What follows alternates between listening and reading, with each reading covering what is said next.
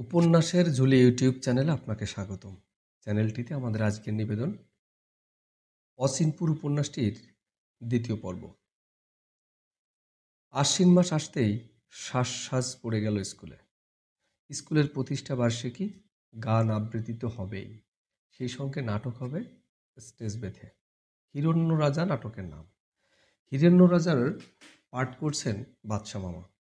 উৎসাহের সীমা নেই আমাদের। খালারাও ঘ্যান ঘ্যান করতে লাগলেন নাটক দেখবার জন্য। মেয়েদের জন্য পর্দা ঘিরে আলাদা জায়গা করা হয়েছে। এবাড়ির মেয়েরা আগে কখনো নাটক ফাটক কিছুই দেখেনি, দেখবার শখ খুব। ছোট রানী আর্জি নিয়ে গেলেন নানাজানের কাছে। এসব কি দেখবে? না না বলে প্রথম দিকে তিনি প্রবল আপত্তি তুললেও শেষের দিকে তাকে কেমন নরম মনে হলো। সুযোগ বুঝে নানিজান বলে চললেন, একদিনের মোটে ব্যাপার, আমোদ আমোদ আহ্লাদ তো কিছুই করে না। না করে না, রাত দিনই তো আমোদ আহ্লাদ চলতেছে। আচ্ছা যাক, পালকি করে যেন যায়। স্কুল ঘরে স্টেজ সাজানো হয়েছে। হেজাগের আলোয় ঝলমল করছে চারিদিক।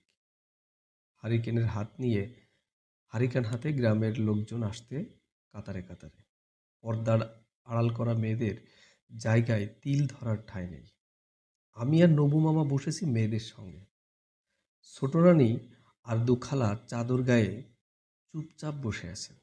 নাটক শুরু হতে হতে রাত হয়ে গেল। বাদশা মামা সেজেছেন হিরণ্য রাজা। এমন মহান রাজা দিন দুঃখীদের জন্যে সমস্ত বিলিয়ে দিচ্ছেন। দুশ্চরিত্র মন্ত্রী গোট পাকাচ্ছে তলে তলে। রাজা আপন ভোলা মানুষ, কিছু জানতেও পারছেন না। মন্ত্রমুগ্ধের মতো দেখছি সবাই। একসময় হিরণ্য রাজা মনের দুঃখে রাজপ্রাসাদ ছেড়ে বেরিয়ে পড়েছেন।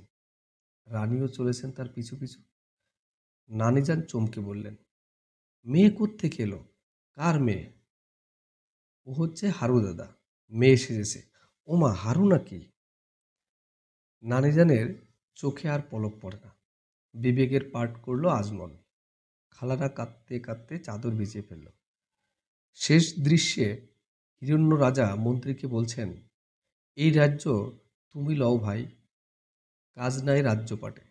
আমি বনবাস যাব, সেইখানে শান্তি অপার। ছোট খালা বললেন, বেকুবটা মন্ত্রীকে মেরে ফেলল না কেন? মন্ত্রী বলছে, দ্বন্দ্বযুদ্ধ হোক রাজা, বৃথা তর্কে কোনো ফল হয় না। ঝনঝন যুদ্ধ শুরু হয়ে গেল। নবু মামা উত্তেজনায় দাঁড়িয়ে পড়লেন। নানিজান পিছন থেকে চেঁচাচ্ছেন, ও নবু বস, দেখতে পাচ্ছি না। বসে পড়। কি তীব্র উত্তেজনা! রাজার মৃত্যুতে সবার চোখে জল। বাদশা মামার জয় জয়কার। কি পাঠটাই না করলেন! নানি যেন যে শেষ পর্যন্ত অভিনয় দেখবেন তা কেউ ভাবেননি। পালকিতে খালারা উঠতে যাবে এমন সময় তিনি এসে হাজির। বাদশা তো বড় ভালো করেছে, এই বলে পালকিতে উঠবার তাড়া দিয়ে তিনি চলে গেলেন হেডমাস্টার সাহেবের বাড়ি। সেখানে তার রাতের দাওয়াত। বাড়ি গিয়ে দেখি মেহমানে বাড়ি ভর্তি। নান্দিপুর থেকে নানাজানের ফুফুতো বোন এসেছেন ছেলে মেয়ে নিয়ে। সকাল সকালই পৌঁছাতেন। নৌকার দাঁড় ভেঙে যাওয়ায় দেরি হয়ে গেছে। আমি আর নবু মামা অবাক হয়ে দেখলাম মেহমানদের মধ্যে অদ্ভুত সুন্দর একটি মেয়ে দেখি। নানাজানের ফুফুতো বোনের বড় মেয়ে, ডাকনাম এলাচি। এমন সুন্দর মানুষ হয়! 2 মাসের ভেতরে এলাচির সঙ্গে বিয়ে হয়ে গেল বাদশা মামার। আপাতত কার্যকরণ ছাড়াই যে সমস্ত ক্ষুদ্র ক্ষুদ্র ব্যাপার ঘটে, তাই কেমন করে পরবর্তী সময়ে মানুষের সমস্ত জীবন বদলে দেয়, ভাবতে অবাক লাগে। সে রাতে নাটক দেখে সবাই বাদশা মামার উপর মহাপ্রসন্ন ছিলেন। বাড়ি এসে দেখেন ফুলের মতো একটি মেয়ে ঘুরে বেড়াচ্ছে। বাচ্চার সঙ্গে এর বিয়ে হলে কেমন হয়, এই ভাবনা চকিত হয়ে গেল সবার মনে। এলাসি স্থায়ীভাবে নানিজানের বাড়িতে উঠে এলেন। নাম হয়ে গেল লাল বউ। আমি ডাকতাম লাল মামি, নবু মামা ডাকত লাল ভাবি। টকটকে বর্ণ, পাকা ডালিমের মতো গাল, আর কি নামেই বা ডাকা যায়? নবু মামা এবং আমি দুজনে একই সঙ্গে লাল মামির প্রেমে পড়ে গেলাম। সদা ঘুরঘুর করি, একটু যদি ফুড ফরমাশ করতে দেন এই আশায়। লাল মামি কাকে বেশি খাতির করেন, আমাকে না নবু মামাকে, এই নিয়ে ঝগড়া হয়ে যায় দুজনের মধ্যে। স্কুলে যাবার পথে বই খাতা নামিয়ে হয় হাতাহাতি।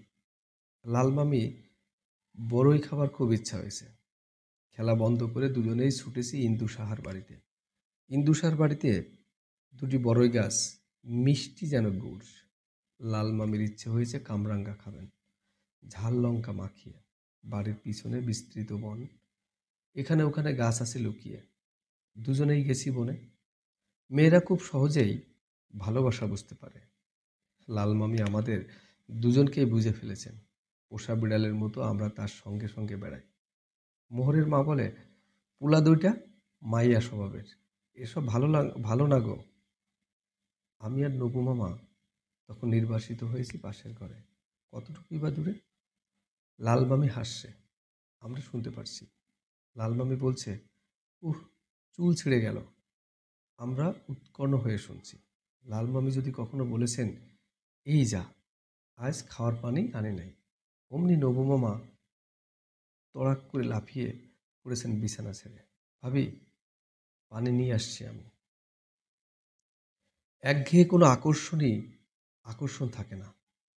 মায়ের প্রতি মানুষের অন্ধ ভালোবাসাও ফিকে হয়ে আসে একঘেয়েমির জন্যই। ভাই বোনের ভালোবাসার ধরনও বদলাতে থাকে। লাল মামির প্রতি আমাদের ভালোবাসা ফিকে হওয়ার কোনো ভয় ছিল না। তার মতো বিচিত্র স্বভাবের মেয়ে আমি পরবর্তী জীবনে আর একটি মাত্র দেখেছিলাম। যে কথা বলছিলাম, লাল মামি আমাদের বিচিত্রভাবে আকর্ষণ করলেন। হয়তো আমি আর নবু মামা দুজনে বসে আছি তার ঘরে। মামি হুকুম করলেন, নবু, দরজা বন্ধ করে দে। খোল, এবার আলমারি খোল, রাজার পোশাকটা বের করতো। আমি আঁতকে উঠে বলেছি, বাচ্চা মামা মেরে ফেলবে। ঠোঁট উল্টে মামি তাচ্ছিল্য করে বলছেন, নে তুই এই মুকুটটা পরে ফেল। নবু, তুই কি সাজবি সন্ন্যাসী? নবু মামা বললেন, তুমি কি সাজবে আগে বলো। আমি রানী সাজবো। তাহলে আমি রাজা সাজবো। ততক্ষণে আমি ঢলে ঢলে মুকুটটা মাথায় পরে ফেলেছি।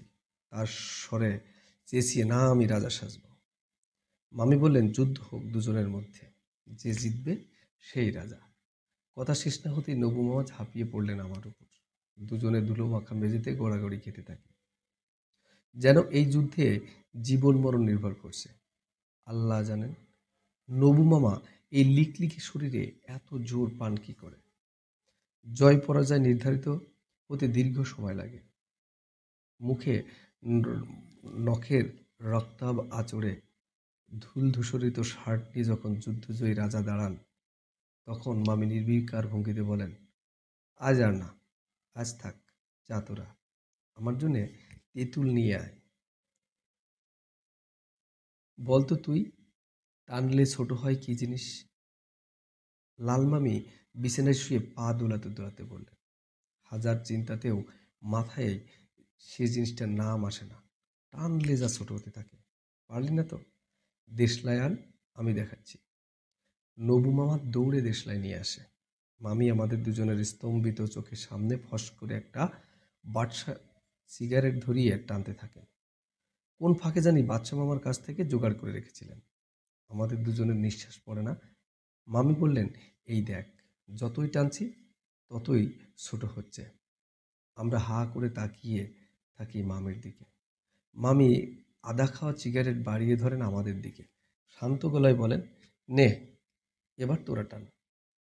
হা করে দেখছিস কি, কষে টান দে, নইলে তো বাড়িতে বলে দিবি। মামির মুখের গন্ধ দূর করবার জন্য পানি আনতে হয়, এলাচ দানা আনতে হয়। সেই সঙ্গে মামির প্রতি আমাদের এক নিষিদ্ধ আকর্ষণ জড়ো হতে থাকে। বাড়ির বৌঝিরা লাল মামিকে বিষ দৃষ্টিতে দেখতে লাগলো। এ কেমন ধারা বউ, লাজ নেই, সহবত নেই। কোথায় শাশুড়িকে দেখে এক হাত ঘোমটা দিয়ে জড়সড় হয়ে দাঁড়িয়ে থাকবে তা নয়, টগবগিয়ে ঘোড়ার মতো চলে যায়। নতুন বউ রান্নাঘরে গিয়ে বসুক না দুদণ্ড, ননদের হাত থেকে আনাজ নিয়ে জোর করে কুটে দিক, তা নয়, গলায় বাঁশ দিয়ে হাসছে হি হি করে। মোহরের মা সময় বুঝে ছড়া কাটে। রূপ আর কয়দিনের, নিমতা ফুল জয় দিনের। নিমতা ফুল সকালবেলাতেই ফোটে, রোদ একটু তেতে উঠতেই ঝরে পড়ে। কিন্তু যার জন্যে বলা, সে শুনছে কই? শাশুড়ির মুখের উপর কিছু বললেন না। লোকে বলবে বউ কাটকি শাশুড়ি। কি লজ্জার কথা! একমাত্র চাবিকাঠি বাদশা মামা, সেই তো পারে বইয়ের রীতিনীতি শুধরে দিতে। কিন্তু দেখে শুনে মনে হয় বউ জাদু করেছে বাদশা মামাকে। বিয়ের পরপরই বাদশা মামা ভয়ানক বদলে গেছেন। চালচলনে, কথাবার্তায় ভয়ানক অস্থিরতা এসেছে। আগে সমস্ত দিন বাইরে পড়ে থাকতেন, রাতের বেলা খেতে আসতেন, বাড়ির সঙ্গে এইটুকুই যার সংযোগ। এখন সমস্ত দিন বাড়িতে থাকেন, কিন্তু সেও অন্যরকম থাকা। হয়তো মিনিট খানিকের জন্য লাল মামির ঘরে এসেছেন, চোখে মুখে বাস্তব তার ভাব, যেন কোনো দরকারি জিনিস খুঁজে পাচ্ছেন না। লাল মামি ভ্রু কুঁচকে বললেন, কি চাও? কিছু না, কিছু না, বলে মামা বিব্রত ভঙ্গিতে চলে গেলেন। বসে রইলেন বাইরের ঘরে একা একা। আবার হয়তো এলেন কিছুক্ষণের জন্যে, আবার বাইরে গিয়ে বসে থাকা। নানি যান একদিন বললেন, বাচ্চা কি হয়েছে রে? বাচ্চা মামা কিছু বলেন না, ফেলফেলিয়ে তাকিয়ে রইলেন। সবাই অবাক হয় যেদিন বাচ্চা মামা কাউকে কিছু না বলে বাড়ি থেকে উধাও হয়ে গেলেন। নানা যান সেই দিনই প্রথম লাল মামির ঘরে এসে ঠান্ডা গলায় বললেন, এলাসি, বাচ্চার কি হয়েছে? মামি চুপ করে রইলেন। নানাজান বললেন, তোমাদের মিল হয় না কেন? কি ব্যাপার? মামি চুপ করে রইলেন। নানাজান শান্ত গলায় বললেন, এলাসি, সরফরাজ খানের বাড়িতে কোনো বেচাল হয় না, খেয়াল থাকে যেন। নানাজান বেরিয়ে এসে ছোট নানিকে কিছুক্ষণ অকারণে বুকে নিচে নেমে গেলেন। সারাদিন বাড়ি থমথম করতে লাগলো। সে সন্ধ্যার কানাবেবি যখন সাপ খেলেন সুরে কোরআন পড়তে শুরু করলো, তখন কে জানি না ভয়ে আমার বুক কাঁপতে লাগলো। তৃতীয় দিন সকালবেলা বাচ্চা মামা ফিরে এলেন। ভিতরে বাড়িতে না এসে বাইরের ঘরে বসে রইলেন। নানিজান এসে তাকে নিয়ে গেলেন ভেতর বাড়িতে। মামা সারাক্ষণে সংকুচিত হয়ে রইলেন। যখন লাল মামির সঙ্গে তার দেখা হলো, তিনি ফ্যাকাশে হয়ে গেলেন। সবচেয়ে অবাক হওয়ার ব্যাপারটি হলো রাতে বাচ্চা মামা লাল মামির ঘরের দরজায় টোকা দিলেন। মামি বললেন, কে? বাচ্চা মামা নিষ্প্রাণ গলায় বললেন, আমি। এদিকে পাশের ঘরে আমি আর নবু মামা কান খাড়া করে বসে আছি, কিন্তু আর কোনো সাড়া শব্দ পাচ্ছি না। বাচ্চা মামা নিচু গলায় বললেন, দরজাটা খুলো। লাল মামি কোনো সাড়া শব্দ করলেন না। শেষ পর্যন্ত বাচ্চা মামা আমাদের ঘরের দরজায় ধাক্কা দিলেন। আমরা তিনজন এক খাটে শুয়ে রইলাম। মামা বারবার বললেন, কাউকে বলবি না, খবরদার। না, কাউকে বলবো না, বললে কান ছিঁড়ে ফেলবো দুজনের, মনে থাকে যেন। ভাদ্র মাসের প্রথম দিকে নবু মামা অসুখে পড়লেন। কালান্তক ম্যালেরিয়া, হাত পা শুকিয়ে কাঠ, পেট পুড়ে ঢোল। উঠোনে ছেলেমেয়েরা হৈ হুল্লো করে বেড়ায়। নবু মামা চাদর গায়ে দিয়ে জলচৌকিতে বসে বসে দেখে। ম্যালেরিয়ার তখন খুব ভালো ওষুধ বেরিয়েছে, গাঢ় হলুদ রং, এর কুইনাইন ট্যাবলেট। সেকালের 1 পয়সার মতো বড়। আস্তা গেলা যায় না, গলায় আটকে থাকে। সপ্তাহে একদিন খাবারের নিয়ম। ম্যালেরিয়া হোক আর না হোক, ওষুধ খেলেই কানে ভু ভু করতো, মাথা হালকা হয়ে যেত। কুইনাইন খেয়ে খেয়ে একসময় নবু মামার জ্বর সারল। শরীর খুব দুর্বল, নিজে নিজে দাঁড়াতে পারে না, মাথা ঘুরে পড়ে যায়। সারাদিন ঘ্যান ঘ্যান করে, এটা খাবে ওটা খাবে, খিটখিটে মেজাজ। যদি কোনো কারণে লাল মামি আমার দিকে তাকিয়ে হেসেছেন, অমনি তার রাগ হয়ে গেছে। ওর দিকে তাকিয়ে হাসছো কেন? আমার দিকে তাকিয়ে হাসো। শুনে লাল মামি নিষ্ঠুরের মতো বলে বসেন, তোর দিকে তাকিয়ে হাসবো কিরে? তুই তো চামচিকা হয়ে গেছিস। নবু মামার আকাশ ফাটান কান্না থামবার জন্যে লাল মামিকে অনেকক্ষণ নবু মামার দিকে তাকিয়ে হাসতে হয়। স্বাস্থ্যের জন্যে নবু মামার স্কুলে যাওয়া বন্ধ। রোগা শরীর পেয়ে বিভিন্ন রোগ ইচ্ছে মতো সেঁকে ধরেছে। আজ সর্দি তো কাল জ্বর, পরশু পেট নেমেছে। কানা বিবির দেওয়া তাবিজের বোঝা গলায় নিয়ে নবুমামা বেচারার মতো ঘুরে বেড়ায়। রাতের বেলা বড় জ্বালাতন করে। কিছুক্ষণ পর পর পানি খেতে চাই। পানি খাবারের সঙ্গে সঙ্গেই আবার তার পেচ্ছাপের বেগ হয়। পেচ্ছাপ করানো কি কম হাঙ্গামা? হারিকেন জ্বালাতে হয়। নবুমামা হাতে নেন একটা টর্চ। আমাকে গিয়ে ডেকে তুলতে হয় নানিজানকে। নানিজান আর আমি বসে থাকি বারান্দায়। নবুমামা টর্চ পেলে ভয়ে ভয়ে যান। তাতেও রক্ষা নেই। ক্ষণে ক্ষণে চমকে ওঠেন। ওটা কি? ওই যে গেল। কিছু না, শেয়াল। শেয়াল? তবে ছায়া পড়ল না কেন? অন্ধকারে ছায়া পড়বে কি করে হাদা?